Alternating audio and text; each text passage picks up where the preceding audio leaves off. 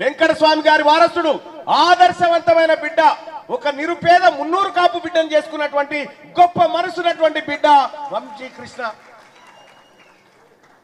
Yes, అంతేగా సోదరులారా, ప్రజా సేవకు అంకితమయ్యేటోళ్ళు ఎవరు కూడా ఇవి ఆలోచించరు. నేను కూడా మున్నూరు కాపు, నా సతీమణి మాదిగ కులానికి సంబంధించినటువంటి సతీమణి. ఇది ప్రజలందరూ గుర్తు పెట్టుకోవాలి. మనమంతా కలిసి ఉంటున్నాం. రేపు పొద్దుగాల బీజేపీ వస్తే ఈ బంధాలు ఉండయి, బాంధవ్యాలు ఉండయి. దయచేసి అర్థం చేసుకోమని చెప్తా ఉన్నా. ఇంకా సోదరులారా, ఇక కేసీఆర్ కు ఉన్నది ఒకటే ఒక ఆప్షన్. ఈ ఉన్నటువంటి ఆ 10వ పరక ఓట్లు భారతీయ జనతా పార్టీ దొడ్లకు తోలి ఆ దొడ్లున్న బిడ్డని ఇడిపించుకొచ్చుకుండే. ఎక్కడన్నా అమ్మా ఆడ తల్లి ఆడబిడ్డ సారదండ చేస్తుందా అమ్మ? ఎంత ఇజ్జత్ తక్కువ ముచ్చట, ఎంత ఇజ్జత్ తక్కువ ముచ్చట. తల దించుకున్నట్టు కాదా? ఒక ఆడబిడ్డ ఇటువంటి పని చేయడం అంటే తల దించుకున్నట్టు కాదా? మరి ఆ తల దించుకునేటువంటి పని చేసిన కవిత కడిగిన ముత్యం లెక్క వస్తుందని చెప్తాడు కేసీఆర్. ఏం పోసి కడగాలి? ఏం పోసి కడిగితే పోతుందా మురికి? కేసీఆర్ ఏమంటా ఉన్నాడు?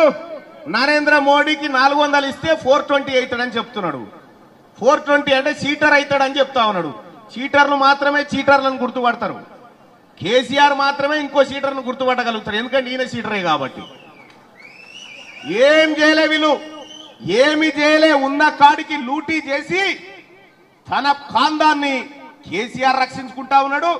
ఇవాళ ఈ దేశంలో ఉన్నటువంటి బిడ్డలకు, రైతు సోదరులకు రుణమాఫీ చేయమంటే చేతగాలే నరేంద్ర మోడీకి.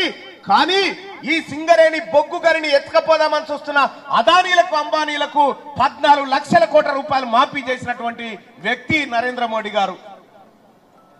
ఇలా ఓపెన్ కాస్ట్లతో గింతింత ఎత్తులు వేసిందాడా? అదేందో ఓపెన్ కాస్ట్ అనుకుంటారు, కానీ మన సింగరేణి బీజేపీ గెలిస్తే అని లేచి బొంద పెడుతుంది మనని. తస్మాత్ జాగ్రత్తగా ఉండండి. ఎక్కడ ఏలు పెట్టని, ఎక్కడ కాలు పెట్టని భస్మమే అయిపోతా ఉంది తెలంగాణ రాష్ట్రాన్ని. ఆ తల్లి సోనియా గాంధీ, నా బిడ్డలు చనిపోతా ఉన్నారు, నా సోదరులు చనిపోతా ఉన్నారు, ఈ రాష్ట్రంలో నా పార్టీ లేకుండా పోయినా సరే గాని ఈ తల్లులకు ఇచ్చిన హామీ నెరవేర్చుకుంటా అని ఆ తల్లి మాట కట్టుబడి తెలంగాణ రాష్ట్రాన్ని ఇచ్చింది ఆ రోజు. ఇదే వివేక్ వెంకటస్వామి గారు, వంశీ గారి తండ్రి, తెగించి పార్లమెంటు మెట్ల మీద కొట్లాడితే కదా తెలంగాణ రాష్ట్రం వచ్చింది. వాళ్ళ పుణ్యం కదా. ఇలా చాలా మంది మాట్లాడతారు ఏం చేసిరని. ఏం త్యాగం చేసిందో తెలుసా? వెంకటస్వామి గారి జీవిత చరిత్రను నేను చెంచల్గూడ జైల్లో నన్ను బందీ చేసినప్పుడు ఆ పుస్తకాన్ని, మేరా సఫర్ అనే పుస్తకాన్ని నేను చదివిన. అందులో ఆయన పడ్డ కష్టం, అందులో ఆయన పడ్డటువంటి శ్రమ, ఎంతమంది పేదోళ్లకు ఇండ్లు కట్టించి ఇలా కాంగ్రెస్ పార్టీకి ఒక లాయల్ కుటుంబంగా ఉందో మీ అందరికీ తెలుసు. అటువంటి వీలైతే మేరా సఫర్ చదవండి. అటువంటి జీవితం మనందరికీ ఆదర్శంగా ఉండాలి.